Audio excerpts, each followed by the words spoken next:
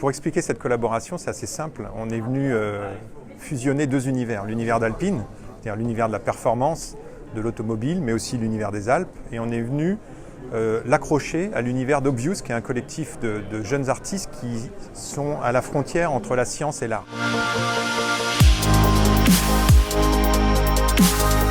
Dans la rencontre avec Obvious, l'équipe design a eu plusieurs rôles. Déjà, de briefer un peu, emmener ce collectif dans notre univers, leur expliquer ce qu'était notre univers, pas qu'automobile. Encore une fois, on a beaucoup d'inspiration autour de notre terrain de jeu, la montagne. Donc on est venu à la fois donner un univers créatif et à la fois un univers technique. Ça, c'était la première phase. Ensuite, Obvious a créé ce scénario dans lequel on est venu mélanger les datas et créer en fait ce cheminement créatif.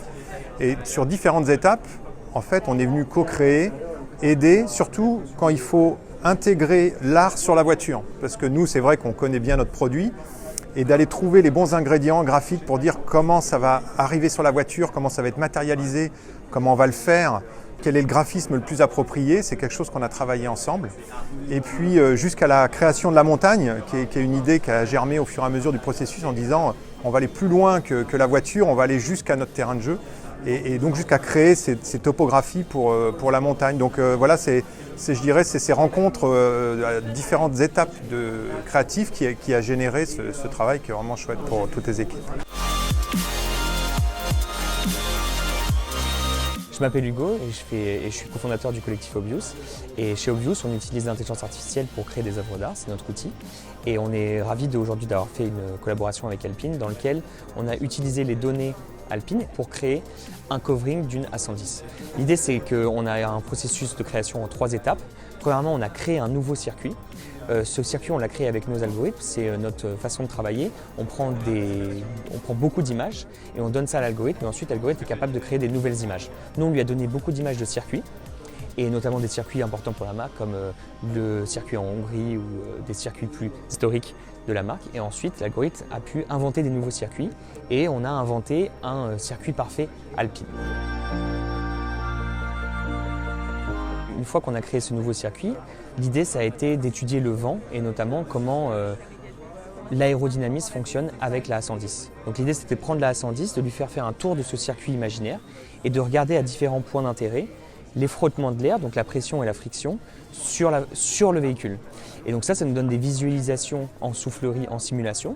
Et à la fin, quand on additionne tous ces frottements du vent sur les 6 points d'intérêt, on a cette visualisation scientifique qui nous donne les frottements de l'air de la A110 sur le circuit imaginé. Ensuite, à partir de cette visualisation-là, nous on a voulu la styliser et raconter une histoire à propos de cette visualisation-là. Et là, on a décidé de prendre le phénomène de la Sastruga, c'est un phénomène naturel dans lequel le vent va faire des strates de neige comme on peut le voir ici.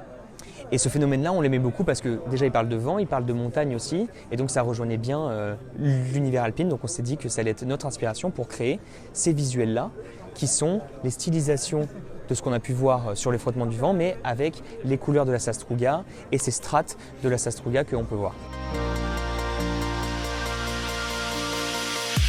Et donc pour la 3e étape, ce qu'on a voulu faire, c'est rajouter quelque chose, partir du covering. Et si on étale les différentes pièces de la voiture, on a un patron. Et en fait, si on joint un peu les différents bouts, ça crée une carte topographique. Et une carte topographique, c'est ce qu'on utilise pour décrire une montagne et ses reliefs. Et en fait, comme Alpine est encore dans l'univers de la montagne, on s'est dit que ce serait intéressant de créer la montagne alpine à partir du covering. Donc si on met le covering à plat et qu'on joint les bouts, on se retrouve avec ce visuel. Et ensuite, on peut tirer les reliefs pour créer une vraie montagne et créer la montagne alpine.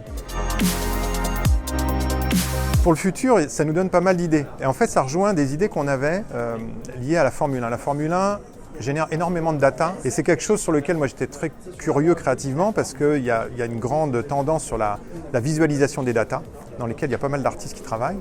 Et moi, c'est quelque chose que je voulais explorer. Donc en fait, ils sont arrivés, ils avaient un coup d'avance et c'est pour ça qu'on est avec eux. Et on s'est dit, on va explorer. Donc la visualisation de la data, moi je pense que c'est hyper intéressant. Ça peut être très factuel, c'est-à-dire pour un client donner une interprétation des data, du comportement de la voiture, de la performance, mais ça peut être aussi complètement émotionnel, artistique, comme l'opération qu'on vient de faire ici.